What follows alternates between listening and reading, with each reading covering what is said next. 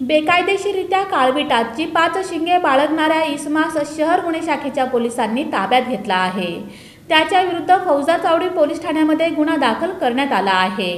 दिनांक 16 जून रोजी सहाय्यक पोलीस निरीक्षक जीवन निरगुडे आणि त्यांच्या पथकास मिळालेल्या माहितीनुसार एक व्यक्ती काळविटाची शेंग विक्री करण्यासाठी बाळीवेस इथे येणार होती। त्यानुसार तपास पथकानं सापळा रचून अजित अविनाश सरवदे वय 34 राहणार हब्बू वस्ती देगाव रोड सोलापूर यास ताब्यात घेतलं। त्याची झडती घेतली असता त्याच्या हातातील पिशवीमध्ये काळवीट या वन्य प्राण्याची शिंग आढळून आले।